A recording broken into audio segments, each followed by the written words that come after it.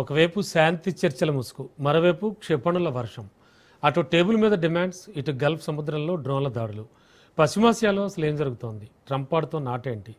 మోస్తబా వేస్తున్న అడుగులేంటి? Cease fire అంటూనే firing ఎందుకు నడుస్తోంది? పీస్ టాక్స్ అంటూనే వార్నింగ్ బెల్స్ ఎలా మోగుతున్నాయి? దీంతో వాషింగ్టన్ నుంచి లండన్ దాకా, టెహ్రాన్ నుంచి టెల్ అవీవ్ దాకా ఎప్పుడేం జరుగుతుందో ఎవరికీ అర్థం కావడం లేదు. ఇంతకీ మైండ్ గేమ్లో గెలిచేదెవరు? రాబోయే రోజుల్లో రణమా శరణమా? ఇవాల్టి స్పెషల్ డిబేట్.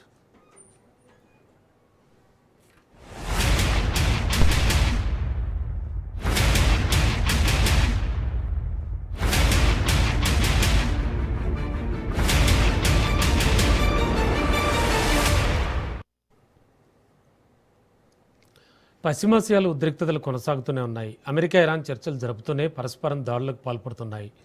ఇరు దేశాల మధ్య యుద్ధం ఆగడం లేదు. ఇరాన్లోని దీవులపై వాషింగ్టన్ దాడులు చేస్తోంది.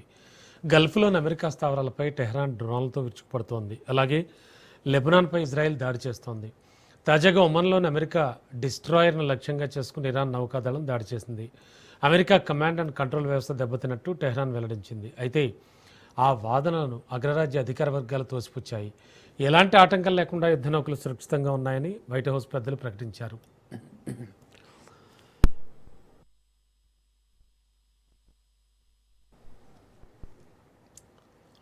మరోవైపు శాంతి చర్చలు నిలిచిపోయాయంటూ వస్తున్న వార్తలను ట్రంప్ తీవ్రంగా ఖండించారు. అవన్నీ నిరాధార తప్పుడు ప్రచారాలను కొట్టిపారేశారు. ఇరు దేశాల మధ్య సంప్రదింపులు నిరంతరాయంగా కొనసాగుతున్నాయన్నారు డొనాల్డ్. అణ్వాయుధ తయారీని విడిచిపెట్టేందుకు ఇరాన్ అంగీకరించిందన్నారు. అయితే టెహ్రాన్ తన నిర్ణయం మార్చుకోవచ్చని, అదే పెద్ద సమస్యని అమెరికా అధ్యక్షుడు అభిప్రాయపడ్డారు. ఇరాన్ను అణ్వాయుధ దేశంగా ఉంచేందుకు ఎట్టి పరిస్థితుల్లో అంగీకరించబోమన్నారు.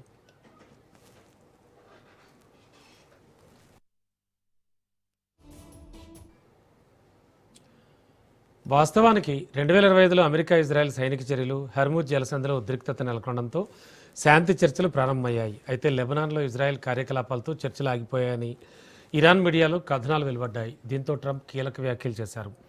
కాల్పుల విరమణ అమల్లోనే ఉంటుందన్నారు. కానీ ఒక కండిషన్ పెట్టారు. ఇరాన్ గనక తోక జాడిస్తే దాడుల్లో ఒక అమెరికా సైనికుడు చనిపోయినా సీజ్ ఫైర్ క్లోజ్ అవుతుందన్నారు. టోటల్ వార్ స్టార్ట్ అవుతుందని అల్టిమేటం జారీ చేశారు ట్రంప్.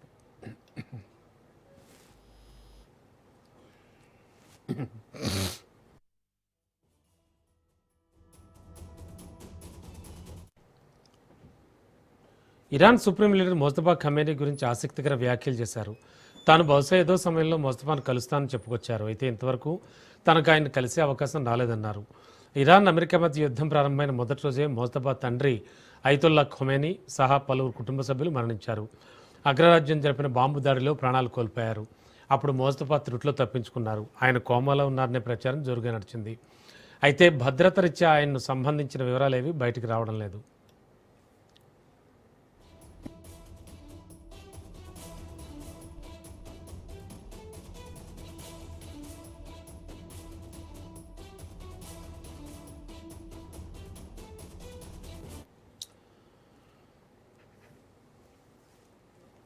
ఫిబ్రవరి 28న అమెరికా ఇజ్రాయెల్ ఉమ్మడి దాడులతో అట్టుడుకుపోయిన ఇరాన్ ఇప్పుడు ఊహించని రీతిలో పంజా విసురుతోంది.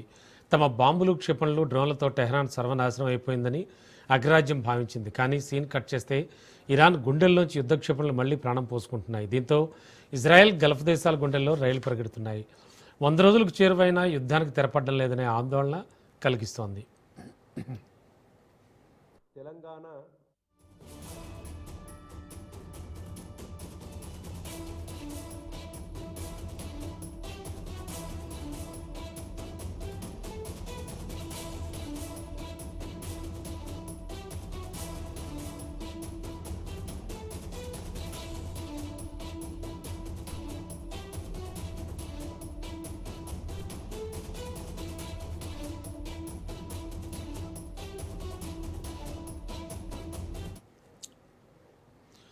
ఒకవైపు శాంతి చర్చల ముసుగు, మరోవైపు క్షిపణుల వర్షం. అటు టేబుల్ మీద డిమాండ్స్, ఇటు గల్ఫ్ సముద్రంలో డ్రోన్ల దాడులు. పశ్చిమాసియాలో అసలు ఏం జరుగుతోంది?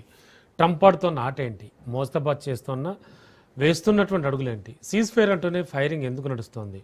పీస్ టాక్స్ అంటూనే వార్నింగ్ బెల్స్ ఎలా మోగుతున్నాయి? దీంతో వాషింగ్టన్ నుంచి లండన్ దాకా, టెహ్రాన్ నుంచి టెల్ అవీవ్ దాకా ఎప్పుడేం జరుగుతుందో ఎవరికీ అర్థం కావడం లేదు. ఇంతకీ మైండ్ గేమ్లో గెలిచేదెవరు? రాబోయే రోజుల్లో రణమా శరణమా? దీనిపై వాళ్ళ స్పెషల్ డిబేట్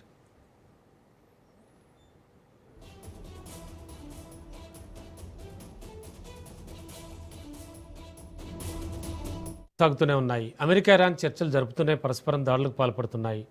ఇరు దేశాల మధ్య యుద్ధం ఆగడం లేదు. ఇరాన్లోని దీవులపై వాషింగ్టన్ దాడులు చేస్తోంది. గల్ఫ్లోని అమెరికా స్థావరాలపై టెహ్రాన్ డ్రోన్లతో విరుచుకుపడుతోంది. అలాగే లెబనాన్పై ఇజ్రాయెల్ దాడి చేస్తోంది. తాజాగా ఒమన్లోని అమెరికా డిస్ట్రాయర్ను లక్ష్యంగా చేసుకుని ఇరాన్ నౌకాదళం దాడి చేసింది. అమెరికా కమాండ్ అండ్ కంట్రోల్ వ్యవస్థ దెబ్బతిన్నట్టు టెహ్రాన్ వెల్లడించింది. అయితే ఆ వాదనలను అగ్రరాజ్య అధికార వర్గాలు తోసిపుచ్చాయి. ఎలాంటి ఆటంకం లేకుండా యుద్ధ నౌకలు సురక్షితంగా ఉన్నాయని వైట్ హౌస్ పెద్దలు ప్రకటించారు.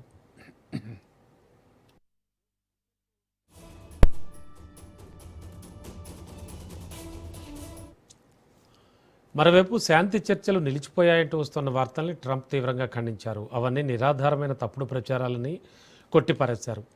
ఇరు దేశాల మధ్య సంప్రదింపులు నిరంతరంగా కొనసాగుతున్నాయన్నారు డొనాల్డ్. అణ్వాయుధ తయారీని విడిచిపెట్టేందుకు ఇరాన్ అంగీకరించిందన్నారు. అయితే టెహ్రాన్ తన నిర్ణయం మార్చుకోవచ్చని, అదేం పెద్ద సమస్య కాదని, అదే పెద్ద సమస్యని అమెరికా అధ్యక్షుడు అభిప్రాయపడ్డారు. ఇరాన్ అణ్వాయుధ దేశంగా ఉంచేందుకు ఎట్టి పరిస్థితుల్లో అంగీకరించబోమన్నారు.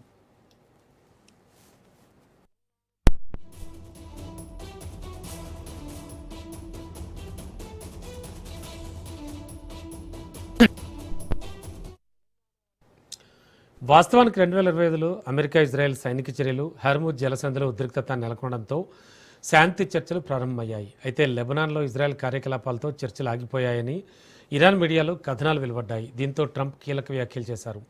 కాల్పుల విరమణ అమల్లోనే ఉంటుందన్నారు. కానీ ఒక కండిషన్ పెట్టారు. ఇరాన్ గనక తోక జాడిస్తే దాడుల్లో ఒక అమెరికా సైనికుడు చనిపోయినా సీజ్ ఫైర్ క్లోజ్ అవుతుందన్నారు. టోటల్ వార్ స్టార్ట్ అవుతుందని అల్టిమేటం జారీ చేశారు ట్రంప్.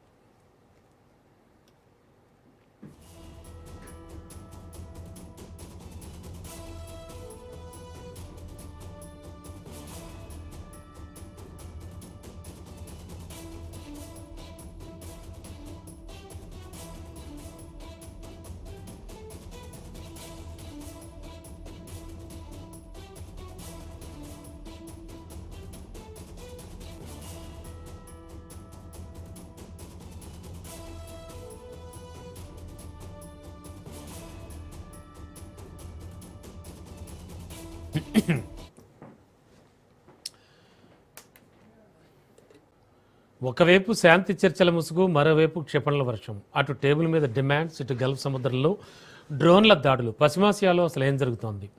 ఇక ఇదే విషయానికి సంబంధించి మరింత విశ్లేషణ అందించడానికి మనతో పాటు మురళీ మనోహర్ గారు సిద్ధంగా ఉన్నారు. Sir good evening. Good evening అండి.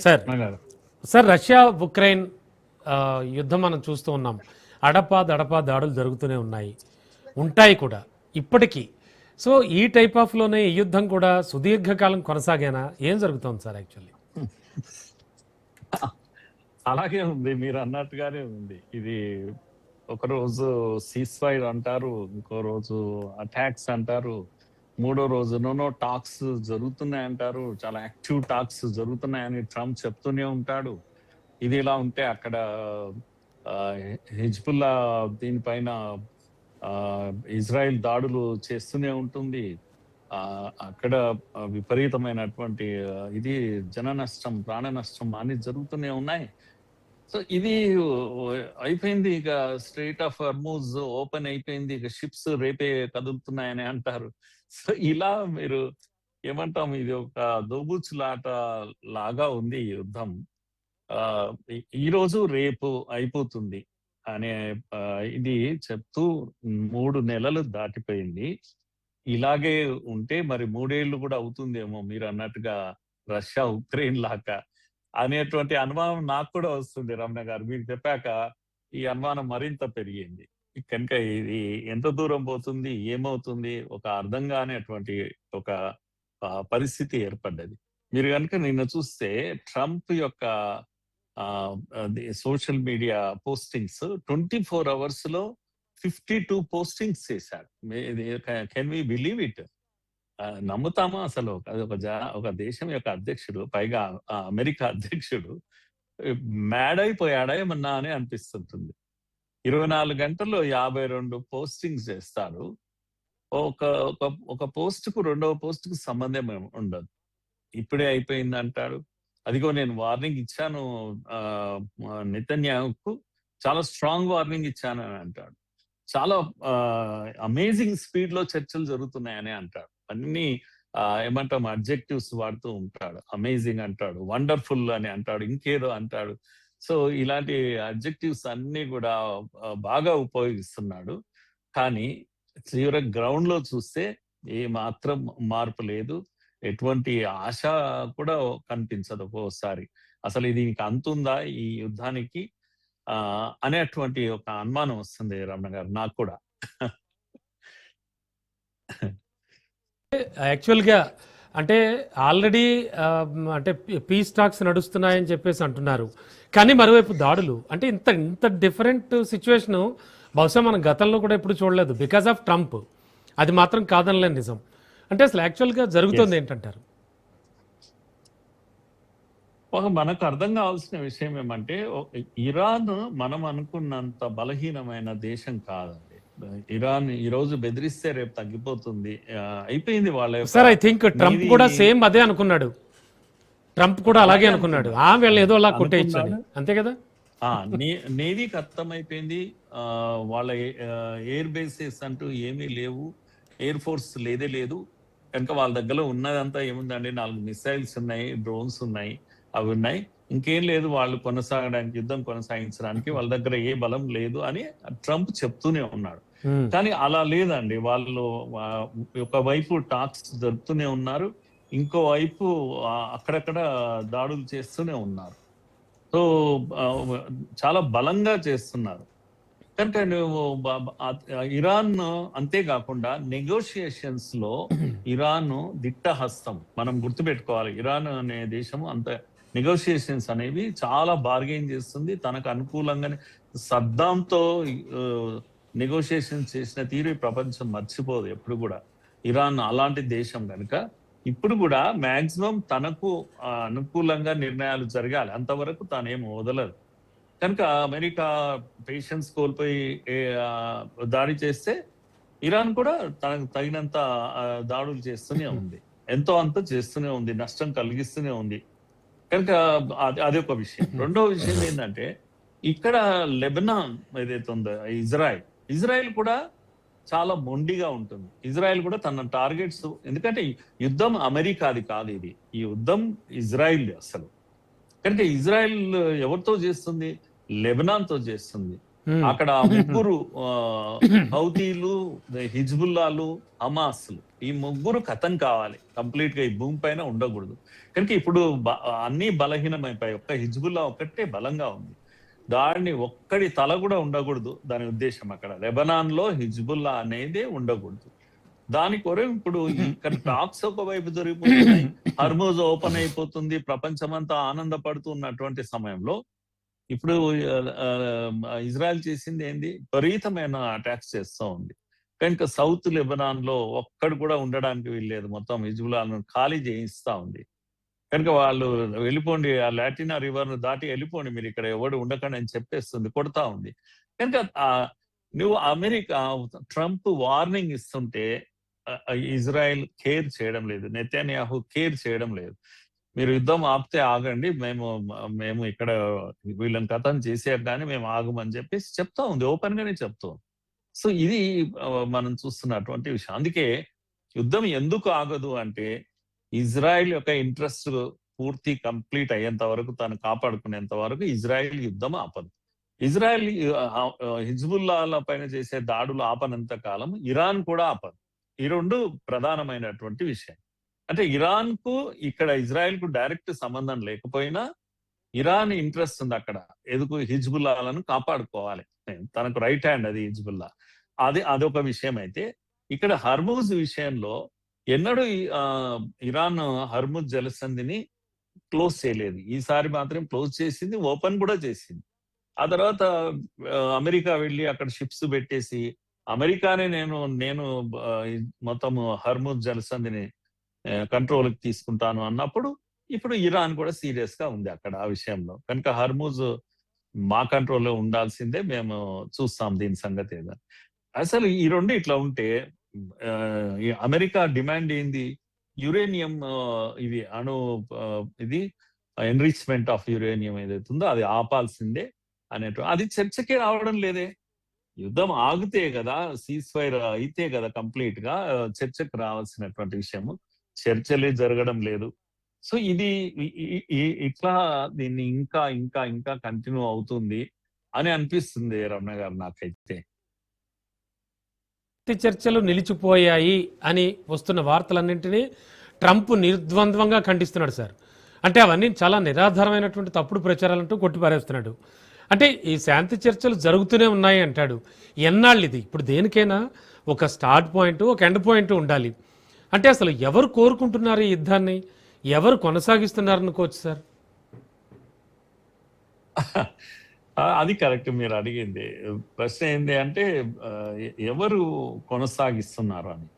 అమెరికా ఇజ్రాయెల్ కొరకు కొనసాగిస్తుంది. ఇజ్రాయెల్ కొరకే అమెరికా చేస్తుంది. అమెరికా ఇంట్రెస్ట్ ఒకటే ఒకటి ఉంది, ఆయిల్ నిక్షేపాలు తమ ఆధీనంలోకి రావాలి. కనుక హర్మూజ్ తన కంట్రోల్లో ఉంటే ఆయిల్ తన కంట్రోల్లో ఉంటుంది. సో గల్ఫ్ కంట్రీస్ యొక్క ఇంట్రెస్ట్ కాపాడాలి.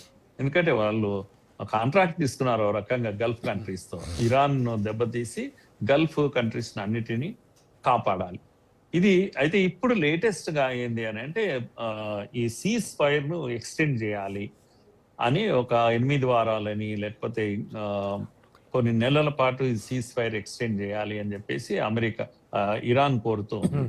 దానికన్నా ముందు ఏమంటుంది అని అంటే మీరు అక్కడ యుద్ధం ఆపండి, లెబనాన్ దగ్గర యుద్ధం ఆపేయండి, ఇజ్రాయెల్ చెప్పండి మీరు, లేకపోతే మేము ఆపే ప్రశ్నే లేదు అని చెప్పేసి ఇరాన్ కూడా బాగా దోబుచ్చులాడుతూ ఉంది. తన కండిషన్స్ అన్నిటిని కూడా ఇచ్చేయడానికి చూస్తా ఉంది. మీరు అమెరికా యొక్క ఈ మధ్యలోనే దాడులు జరుగుతూనే ఉన్నాయి. అమెరికా కూడా అటాక్ చేస్తుంది, ఇరాన్ కూడా అటాక్ చేస్తుంది. ఒక డ్రోన్, రీపర్ డ్రోన్ అని చెప్పేసి, అమెరికా యొక్క రీపర్ డ్రోన్ చాలా కాస్ట్లీ డ్రోన్ అండి. ఇంత గొడవ జరుగుతున్న టైంలో కూడా ఇరాన్ పని అయిపోయింది, ఇంకేం లేదు అనుకుంటే నిన్న 2 days బ్యాక్ కొట్టేస్తే చిన్న ఎంత దాని 20,000 ఖరీదు కానీ ఒక చిన్న డ్రోన్ తో $60 million వర్త్ చేసేటువంటి reaper drone, America reaper drone కొట్టేసింది. అంతే. ఎంత దెబ్బతిన్నది అంటే అమెరికా అదిరిపోయింది ఒక దెబ్బకు. ఏం చేస్తుంది ఇరాన్ అని చెప్పేసి తేరుకోక ముందే వెళ్ళిపోయింది, ఒక రీపర్ డ్రోన్ వెళ్ళిపోయింది. చాలా కాస్ట్లీది అది. అలా మనకు అంటే ఏమంటారు, దొంగ దెబ్బది ఇస్తా ఉంది. దాంతోనే కదా బందర్ అబ్బాస్ దాని మీద ఇదేంది అమెరికా దాన్ని దాడి చేయడము ఇవన్నీ కూడా జరిగిపోయినాయి. మళ్ళా యుద్ధం మొదలైంది అనేది ప్రపంచమంతా వార్తలు వచ్చాయి. కనుక ఇది అమెరికాను కూడా ఒక రకంగా ఆశ్చర్యానికి గురి చేస్తుంది. కువైట్ దగ్గర అమెరికా బేస్ పైన దాడి చేసింది ఏది ఇరాన్. అందులో అమెరికన్ సోల్జర్స్ 6 మంది చనిపోయారు. ఇవన్నీ ఏంటండి, ఏం జరుగుతా ఉంది అసలు? ఇరాన్ అమెరికాను దెబ్బతీస్తుందా, అమెరికా ఇరాన్ దెబ్బతీస్తుందా అంటే అర్థం కానటువంటి పరిస్థితి. మరి చాలా పెద్ద వెపన్స్ ఉన్నాయా ఇరాన్ దగ్గర? లేదు, చిన్న చిన్న డ్రోన్స్ తోనే కొట్టేస్తా ఉంది. అమెరికా మరింత టెంప్ట్ అవుతా పోతా ఉంది. అయితే ఈ దీంట్లో మనం అర్థం చేసుకోవాల్సిన విషయం ఏంటంటే, అమెరికాలో జరుగుతున్న విషయం చర్చ అంతా ఏంటంటే అక్కడ ప్రజలు అసలు ఇదంతా సమస్య ట్రంపే. ట్రంప్ తన ఈ యుద్ధంతో ట్రంప్ డబ్బు సంపాదిస్తున్నాడు ఇండైరెక్ట్ గా. కనుక వీళ్ళు మార్కెట్ ను ఫ్లక్చువేట్ చేసుకొని తాను డబ్బు సంపాదిస్తున్నాడు. అమెరికా ప్రెసిడెంట్స్ కు చాలా మందికి ఇది అలవాటు కూడా. ఉదాహరణకు మొన్న ఫాక్స్ న్యూస్ లో ఆయన ఒక గంటల ఇంటర్వ్యూ ఇచ్చారు. ఫాక్స్ న్యూస్ ఎవరిదండి? అది తనతో సొంత కోడల్ది, తన డాటర్ ఇల్లా అది ఇంటర్వ్యూ చేస్తాడు. అందులో ఫ్లక్చువేట్ చేస్తాడు మార్కెట్ ను. ఆయన ఎన్విడియా అని మనం పేరు వినింటాం, చాలా పెద్ద సంస్థ, వరల్డ్ లెవెల్ గ్లోబల్ లెవెల్లో ఇది కదా. అది చిప్స్ తయారు చేస్తుంది. హై ఎండ్ చిప్స్ ను చైనాకు ఈ మధ్య చిప్స్ ను ఆపేసింది. అలాంటిది ఇప్పుడు చైనా యొక్క డిమాండ్స్ మేరకు హై ఎండ్ చిప్స్ ను అది సప్లై చేయడానికి నిర్ణయించుకున్నది. ఈ నిర్ణయం ఇట్లా పెట్టేసి ఈ నిర్ణయం తానే చేశాడు కనుక తాను మార్కెట్ లో ఏం చేస్తాడు, వెంటనే అవేంటి షేర్స్ కొనేస్తాడు. తన చుట్టాలు, ఫ్యామిలీ మెంబర్స్ అందరు కలిసి ఎన్విడియా షేర్స్ అన్ని కొనేసి తర్వాత మార్కెట్ విపరీతంగా పెరిగిపోతుంది. తన ఫ్యామిలీ మెంబర్స్ లాభపడతారు. ఇదిగా మొన్నటికి మొన్న జరిగినటువంటి విషయం. అంటే దీంతో ఏమైపోయిందంటే అక్కడ ప్రతిపక్షాలు చాలా గొడవ చేస్తున్నాయి. అసలు ట్రంప్ పైన పూర్తి స్థాయి విచారణ జరపాలని చెప్పేసి ఈ షేర్స్ విషయం మార్కెట్ లో ఆయన బిజినెస్ చేస్తున్నాడు. ఒక రకంగా యుద్ధంలో బిజినెస్ చేస్తున్నాడు. డెల్ అనే కంపెనీ మన అందరికీ తెలుసు. స్టాక్స్ విపరీతంగా స్టాక్ మార్కెట్ లో అది కూడా అట్లాగే చేశాడు. Trump company, Trump family members pentagon నుంచి ఒక కాంట్రాక్ట్ డెల్ కు కుదరబోతుంది. అది అమెరికాలో ఫస్ట్ సిటిజన్ అమెరికా ప్రెసిడెంట్ కే తెలుసు కనుక వాళ్ళ మనుషులు 36 గంటల ముందు ఇవి కొనేశారు, షేర్స్ కొనేశారు. ఇదంతా కూడా పెద్ద చర్చ జరుగుతుంది. అంటే దీన్ని ఏమంటాం, మనం కాన్ఫ్లిక్ట్ ఆఫ్ ఇంట్రెస్ట్ అంటాం బిజినెస్ లో. దీన్ని తన ఫ్యామిలీ మెంబర్స్, తన కొడుకులు, కోడళ్ళు, వాళ్ళు విపరీతంగా మార్కెట్ ఫ్లక్చువేట్ చేయడము, డబ్బు సంపాదించడము. సో మిలియన్స్ ఆఫ్ డాలర్స్ సంపాదించేస్తా ఉన్నారు మొత్తం ట్రంప్ ఫ్యామిలీ. ఇదంతా ఏంది అని చెప్పేసి చాలా విసుగుతో ఉన్నారు అక్కడ ఉన్నటువంటి, అంటే ఏమంటాం దీన్ని ఇన్సైడర్ ట్రైనింగ్ అని అంటాం. ఇటువంటివన్నీ ఫిబ్రవరి 26 అనుకుంటాను యుద్ధం మొదలైనప్పటి నుంచి ఇప్పటి వరకు అటు ఒకవైపు నెగోషియేషన్స్, ఒకవైపు యుద్ధం, ఇంకోవైపు మార్కెట్ లో డబ్బులు దండుకోవడం. ఇది ట్రంప్ చేస్తున్నటువంటి చర్యలు. కనుక అక్కడ ప్రజలు కూడా చాలా విసుగు చెందారు. మిడ్ టర్మ్ ఎలక్షన్స్ రాబోతున్నాయి నవంబర్లో. కనుక తప్పకుండా ఓడిపోతాడు ఇతను, పడిపోతాడని అనుకుంటున్నారు. కానీ ఆయన అదేమి కేర్ చేయడం లేదు. ఆయన ఏమంటున్నాడంటే అయితే అయింది, చూద్దాము, ఎంత దూరం అవుతుందో చూద్దాము, నేను ఓడిపోయినప్పుడు కదా. అంటే ఇంపీచ్మెంట్ పెడతారు అక్కడ, ఓడిపోయినా కూడా వెంటనే పడిపోడు. మళ్ళా దాన్ని ఏమంటాం, ఇంపీచ్మెంట్ ఎట్లయితే మనం సుప్రీంకోర్టు జడ్జెస్ ని అట్లా ఇంపీచ్ చేస్తామో అలా ఇంపీచ్మెంట్ చేయాలి. డెమోక్రాట్స్ కు తగినంత మెజారిటీ కూడా ఉండాలి, అంతవరకు చూద్దాము అన్నట్టుగా ఉన్నాడు.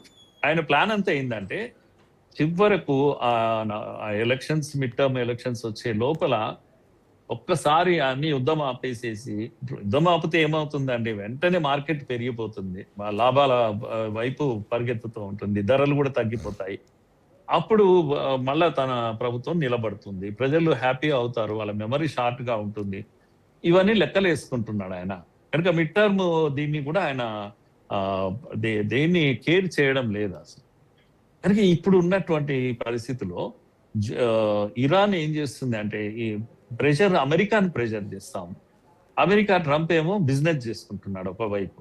అసలు నెగోషియేషన్స్ ఆపేసింది ఇరాన్. ఆపేస్తే ఆయన ఏమంటున్నాడు, మీడియాకు వచ్చేసి నో ఎటువంటిది ఆగలేదు, మేము చర్చలు జరుగుతున్నాం, చర్చలు ఇంకా మరింత వేగంగా జరుగుతున్నాయి, రేపో మాపో క్లోజ్ అయిపోతుంది. ఇరాన్ ఆల్మోస్ట్ నాతో అగ్రీ అయింది, నేను పబ్లిక్ లో చెప్పలేదు కానీ నాతో అగ్రీ అయిపోతుంది. కనుక మన చెప్పిన కండిషన్స్ అన్ని కూడా వింటున్నారు. న్యూక్లియర్ వెపన్స్ లేకపోతే ఎన్రిచ్మెంట్ ఆఫ్ యురేనియం దీనంతా కూడా ఆపేస్తామంటుంది, హ్యాండ్ ఓవర్ చేస్తామంటుంది అని చెప్తున్నారు. ఇరాన్ ఏమో సింపుల్ గా నో అని నెక్స్ట్ డే ఇరాన్ ప్రకటిస్తుంది. అక్కడ నిన్న మీరు చూసారేమో, నిన్న ఇంకా ఎంత ఘోరం అంటే నెతన్యాహును బెదిరించాడు ఇతను. నేను నెతన్యాహును థ్రెటన్ చేశాను, నేను వార్నింగ్ ఇచ్చాను. ఆయన ఏమనుకుంటున్నాడు, నేను ఇక్కడ టాక్స్ నడుపుతుంటే మీరు వెళ్ళి యుద్ధం చేస్తారా, ఏమనుకుంటున్నా, అసలు మీ కొర కదా మేము యుద్ధం దిగింది, నేను ఎంత నాకు నష్టం వచ్చింది, ప్రజలందరూ ఏమనుకుంటున్నారు, యుద్ధం చేసి మేము నష్టం చేస్తామని అనుకుంటున్నారు, మాకేం ఇంట్రెస్ట్ దీంట్లో, మీ కొరకు యుద్ధంలో దిగా, మీరు ఆపేసేయండి వెంటనే అని నేను వార్న్ చేశాను. నెతన్యాహు ఒప్పుకున్నాడు. కనుక అక్కడ లెబనాన్ తో కూడా యుద్ధం ఆగిపోయింది, ఇంకేం లేదు, ఇక్కడ టాక్స్ కంటిన్యూ అయితే జస్ట్ 1-2 days లో క్లోజ్ అవుతుంది. వెంటనే మీరు సోషల్ మీడియాలో మళ్ళీ ఆయన పెడతాడు, ఈయననేమో ట్విట్టర్ లో అది పెడుతూ ఉంటాడు. ఆయన వెంటనే నో వార్ విల్ కంటిన్యూ, మాకు అదేం లేదు, అమెరికా కావాలంటే అమెరికా ఆపేసుకోవచ్చు, మా టార్గెట్స్ పూర్తయ్యేంత వరకు మేమేమి ఆపేది లేదు అని. సార్ అంటే మీరు చెప్పినట్టుగా, సార్ మీరు అంటున్నట్టుగా, అండ్ మరో విషయం, రెండు విషయాలు కీలకం సార్ ఇక్కడ. అణ్వాయుధ తయారీ వద్దు, అవన్నీ మాకు అప్పగించాలి అనేది ఒకటైతే, తర్వాత ఆయిల్ బావులకు సంబంధించి కూడా, ఆయిల్ వెల్స్కి సంబంధించి ఆయిల్ దాని మీద పెత్తనం చెలాయించాలని, ఇవి రెండు టార్గెట్గా ట్రంప్ చేస్తున్నాడు, చేయిస్తున్నాడు, అది అందరికీ తెలిసిన విషయం. అయితే రీసెంట్గా అణ్వాయుధ తయారీని విడిచిపెట్టడానికి ఇరాన్ అంగీకరించిందని స్టేట్మెంట్. దీన్ని మళ్ళీ టెహ్రాన్ తన నిర్ణయం మార్చుకోవచ్చు ఈ విషయంలో. మళ్ళీ అతనే అంటాడు టెహ్రాన్ మళ్ళీ ఈ విషయంలో నిర్ణయం మార్చుకోవచ్చు, ప్రస్తుతానికైతే అంగీకరించింది. అంటే ఏమిటి దోబూచులాట, ఎన్నాళ్ళు ఇలా? అదే అదే దీంట్లో టెహ్రాన్ ను మనము మెచ్చుకోక తప్పదండి. ఉమ్, ఇది ఏ దేశమైనా ఎంత ఒత్తిడిలో ఉన్నప్పుడు అక్కడ దేశ ప్రజలు అక్కడ ధరలు పెరిగిపోయినాయి, దుర్భరమైనటువంటి వాళ్ళ యొక్క జీవితము, చాలా కష్టాల్లో పడ్డారు వాళ్ళు. ఉమ్, ఆర్థిక ఇబ్బందులు ఇంత అంతా లేవు, కానీ మనోనిబ్బరం చాలా ఉంటుంది టెహ్రాన్ కు. ఎందుకంటే టెహ్రాన్ ఆ, ఆ, ఇప్పటి కూడా వాళ్ళని అనుకుంటాను అయతుల్లా వాళ్ళ అంత్యక్రియలు పూర్తి చేయలేదు. ఉమ్, ఎంత ఇదిగా ఉన్నారు, వెయిట్ చేస్తా ఉన్నారు ఇంకా. ఇప్పుడు ఆయన ఏమంటున్నాడు అంటే తన గోల్ పూర్తయ్యేంత వరకు ఒప్పుకోవడానికి, నేను ఇంతకుముందు చెప్పినట్టుగా హిజ్బుల్లాను పూర్తిగా కాపాడుకుంటాడు. కంప్లీట్ గా కాపాడుకునేంత వరకు ఇరాన్ ఊరికే అయితే కూర్చోదు. yes, తర్వాత యురేనియం దీన్ని మాత్రం ఆయన అంత ఈజీగా అప్పచెప్పాడు, కానీ చివరకు అప్పచెప్తారు. ఈ యురేనియం వదులుకుంటారు, వాళ్ళకి తప్పదు. ఎందుకంటే అది కనుక గట్టిగా పట్టుకుంటే అమెరికా వదిలేటట్టుగా లేదు కనుక దాన్ని వదులుకుంటారు, కానీ ఇమ్మీడియట్ గా మాత్రం కాదు. తమ టార్గెట్స్ అన్ని పూర్తి కావాలి. అందుకే ఏం చేస్తున్నాడు, ఒకసారి టాక్స్ కూర్చుంటున్నాడు, ఇంకోసారి టాక్స్ రద్దు చేసుకుంటున్నారు. సీజ్ ఫైర్ కూడా రద్దు చేస్తున్నారు. అమెరికా ఏమో సీజ్ ఫైర్ రద్దు చేస్తుంది, అటాక్ చేస్తుంది, మళ్ళీ సీజ్ ఫైర్ అని అంటుంది. ఆ విధంగా మీరు ఫిబ్రవరి 28 మొదలైంది ఇప్పటి వరకు ఈ 3 నెలల కాలంలో సీజ్ ఫైర్ ఎంత కాలం ఉన్నదో అర్థం కావడం లేదు. టాక్స్ ఎన్ని రోజులు నడిచింది కూడా అర్థం కావడం లేదు మనకు. టాక్స్ ఒకసారి జరుగుతాయి, కాసేపు సీజ్ ఫైర్ ఉంటుంది, టాక్స్ జరుగుతాయి, టాక్స్ ఆగిపోతాయి. ఇలాంటి దాడులు జరుగుతూనే ఉంటాయి. దాడులు జరుగుతూనే. అందుకే సీజ్ Yes. ఫైర్ అయిపోయిందంటే అర్థం ఏంటంటే అంతే. దాడులు జరుగుతూనే ఉన్నాయి. yes, కనుక హర్మోజ్ జలసంధిలో ఇప్పటికి కూడా ఇరాన్ తన కంట్రోల్ ఏమీ తప్పలేదు. America yes, sir. ఆపుతుందని మనం అంతా అనుకుంటున్నాం, కానీ నాన్ ఇరాన్ షిప్స్ ను ఒక్కటి కూడా అక్కడ కదలనివ్వడం లేదు. తన షిప్స్ మాత్రమే కదులుతున్నాయి, దాన్ని అమెరికా అడ్డుకుంటుంది. కనుక కంప్లీట్ 20% ఆఫ్ గ్లోబల్ ఆయిల్ ఏదైతే ఉందో అక్కడ ఆగిపోయింది ఇప్పటికి కూడా. అందుకే yes, వరల్డ్ వైడ్ గా ఈ సమస్యలన్నీ మనకు కనిపిస్తున్నాయండి. ఇంతట్లో అవుతుందా, అవుతేనేమో మన అదృష్టం. నిజంగా అంతకన్నా గొప్ప ఇది లేదు, ఏది సీజ్ ఫైర్ జరిగితే మాత్రం.